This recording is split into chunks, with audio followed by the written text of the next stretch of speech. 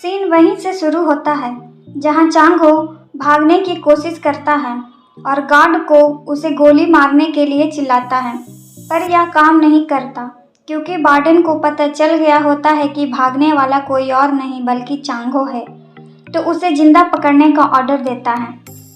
फिर वार्डन जीहुन को सब बताता है और जीहुन चांगो को जिंदा रखने के लिए वार्निंग देता है। इसके लिए वार्डन को मनी भी ऑफर करता है। इधर गुचियोन हॉस्पिटल में मीहो को हेड नर्स सबसे मिलवाती है, लेकिन सब ध्यान नहीं देते हैं। फिर उसे अकेले सभी पेशेंट को मेडिसिन और ध्यान रखने को कहकर लंच के लिए चली जाती है। फिर बारी बारी से मीहो सारे पेशेंट को चेक करती है, लेकिन जल्दी ही एक मरीज के सामने आती है जो कि मरने के कगार पर होता है।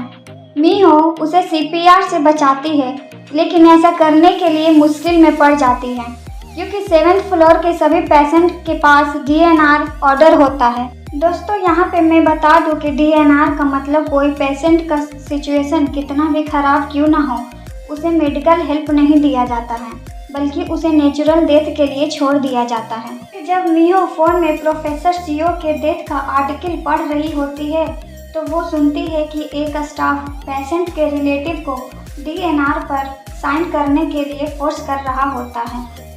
फिर सीन घर का दिखाते हैं जहां मीहो, डैड और सुनतेई केस पर डिस्कशन कर रहे होते हैं।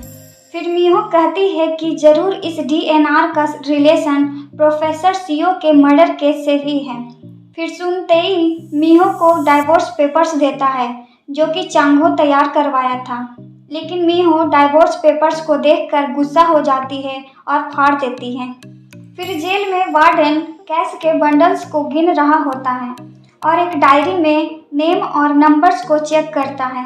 फिर वो वार्ड 2 के लिए असेंबली बुलाता है और कैदी को ग्रुप्स में डिवाइड करना शुरू कर देता है, जहां जेरी चांगो को समझाता है कि ग्रुप्स अलग अलग ग्रेड्स के हैं। ग्रेड ए में वे लोग हैं जो वार्डन के गुड बुक्स में हैं, मतलब जो वार्डन को मंथली पेड करते हैं, जैसे कि हमारा रूम लीडर। इन लोगों को वार्डन से प्रॉफिट भी मिलता है, जैसे कि जेल के काम नहीं करवाया जाता। चांगो इस सिस्टम के अगेंस्ट आवाज़ उठाता है, पर वार्डन उसे ग्रेड सी में रखता है, जहां उसे अन्य कैदियों के साथ सीवर में काम करने के लिए कहा जाता है। इधर जो वीआईपी कैदी होते हैं वो एक दूसरे कैदी को चांगो को मारने के लिए कहा होता है। फिर वो चांगो को चाकू मारता है, पर चांगो को वार्डन फिर से बचा लेता है।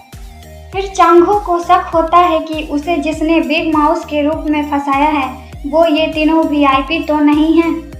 फिर अपने ऑफिस में वार्डन चांगो से जितनी बार उसकी जान बचाई है उसका भरपाई करने के लिए उससे लाला कैपिटल से चुराए गए 100 मिलियन बॉन्ड से 5% मांगता है। फिर वार्डन चांगो को बताता है कि वह इसलिए जिंदा है क्योंकि जीहुन को लगता है कि तुम बिग माउस हो, और अगर उसका पर्दाफाश हो गया तो जीहुन तुम्हारा और तुम्हारे फैमिली को आसानी से ख़त्म कर देगा। जैसे ही ये बात चांगो को पता चलता है कि मीहो की जान खतरे में है, वो एक्सेप्ट कर लेता है कि वो ही बिग माउस है और वार्डन को उसके फैमिली को लेकर धमकाता है कि अब देखो बिग माउस क्या क्या कर सकता है। इसी बीच मीहो से प्रोसिक्यूटर द्वारा पूछताछ की जाती है। चांगो बिग माउस है इस बात को एक्सेप्ट करने के लिए मीहो को फोर्स किया जा रहा होता है। बाद में मीहो बस स्टॉप पर बैठकर उस टाइम को याद करती है जब मीहो एक्स बॉयफ्रेंड से ब्रेकअप कर लेती है और इसी गम में वो ड्रंक हो जाती है। फिर चांगो मीहो को घर ले जाता है और पहली बार उसे बाहर जाने के लिए पूछता है और उसे प्रपोज करता है। यह सोचकर मीहो रोने लगती है जबकि मेयर उसे दूर से देखता है। सीन मेयर के घर का दिखाते हैं जहां उनकी वाइफ रोमांटिक मूड में होती है और मेयर से फैमिली प्लानिंग का कहती है, पर मेयर मना कर देते हैं। फिर वो प्रोफेसर सीओ के पेपर्स के बारे में पूछते हैं, पर उनकी वाइफ यह एक र्यूमर है कहकर टाल देती है। इधर सीवर में चांगो सबके साथ काम कर रहा होता है। जब वो लंच के लिए जाते हैं तो उन्हें अच्छा खाना नहीं मिलता। फिर चांगो सबको समझाकर गार्ड्स के अगेंस्ट विद्रोह करता है। फिर as a big mouse warden को धमकी देता है, जिससे कि उन लोगों को कैफेटेरिया में जाने का परमिशन मिलता है। फिर वे सब चांगो के लिए चीयर करते हैं। फिर सुनते ही और मीहो चांगो से मिलने आते हैं। यह पहली बार है जब मीहो चांगो से मिल रही होती है, जो कि बहुत इमोशनल सीन होता है। चांगो डाइवोर्स लेने के लिए फोर्स करता है, पर मीहो नहीं मानती और अंत तक साथ देने को कहती है। फिर चांगो मीहो के खातिर लड़ने का फैसला करता है। सारे कैदी चांगो को अच्छे खाने के लिए थैंक्स बोलते हैं और उसकी हिम्मत को देख उनका बॉस बनने को कहते हैं। फिर चांगो जेरी से 50 कैदियों के विश मांगने को कहता है, पर 3 ही कैदी अपने विश को बताते हैं। पहला हमारा रूम लीडर, जो अपनी मिसिंग बेटी को खोजने के लिए कहता है। दूसरा साइको, जो अपनी मॉम को बचाने के लिए कहता है, जो कि ल्यूकेमिया की पेशेंट हैं। इधर मीहो हॉस्पिटल में प्रोफेसर सीओ के पेपर्स के बारे में पता लगाने की कोशिश करती है, लेकिन सभी स्टाफ बहाना करते हैं।